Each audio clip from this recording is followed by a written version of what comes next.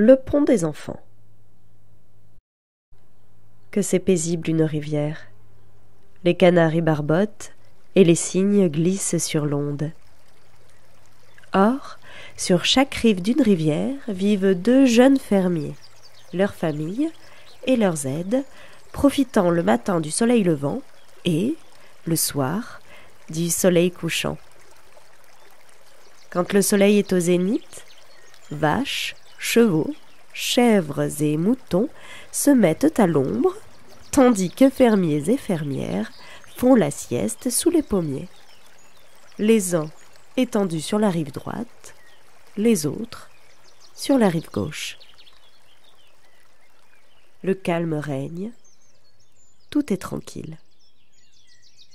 Cela change du reste de la journée, car depuis des années, les heures de travail sont ponctuées de paroles hargneuses dictées par la jalousie, et ceci, de part et d'autre de la rivière.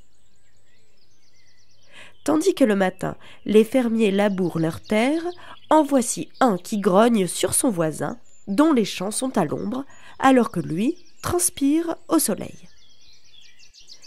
Le soir, quand il lui faut couper le bois, il se trouve dans la pénombre, alors que la maison du voisin est encore au soleil. Et il grommelle encore.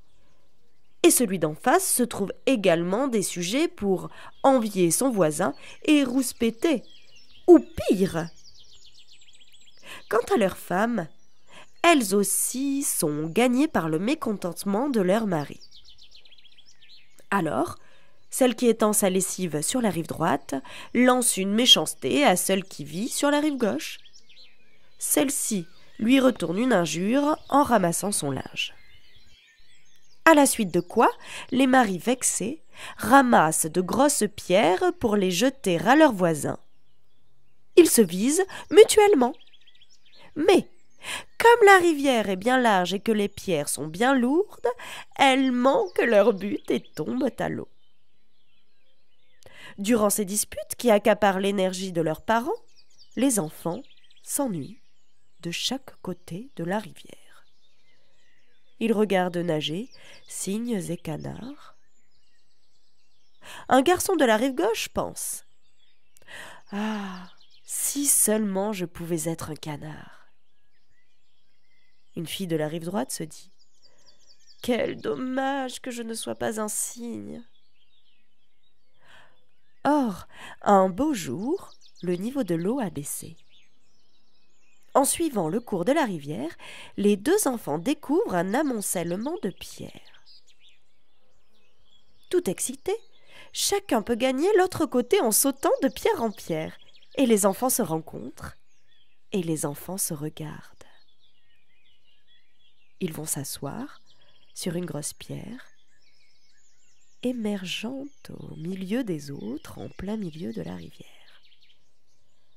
Ils sont intimidés, ils n'osent se parler. Pendant un bon moment, ils regardent silencieusement nager cygnes et canards. Soudain, le garçon se met à rire, la fille l'imite. Tous deux se mettent à raconter des histoires sur leur vie de chaque côté de la rivière.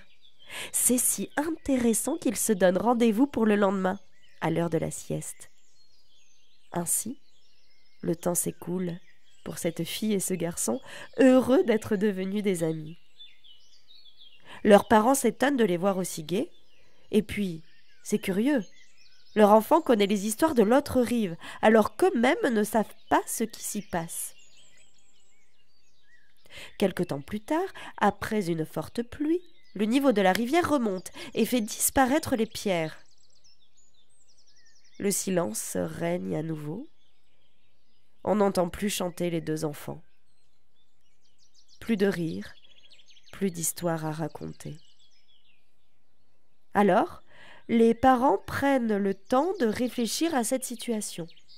Ils prennent conscience que s'ils laissent installer à nouveau la mauvaise entente, cela créera une ambiance déplorable. Ils seront tous, à nouveau, tristes et grognons. D'ailleurs, ils commençaient vraiment à oublier les motifs de leurs incessantes querelles et toute cette colère qui explosait à tout moment pour des bêtises. Les parents décident de se parler. Cela se passe si bien qu'ils se mirent d'accord pour construire un vrai pont. Quand il fut achevé, la fille et le garçon, puis tous les enfants des deux rives, le traversèrent en dansant de joie.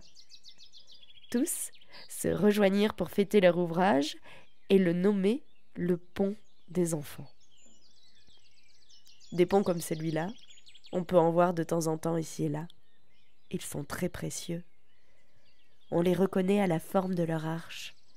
Cette arche-là ressemble à la courbe que le soleil décrit dans le ciel.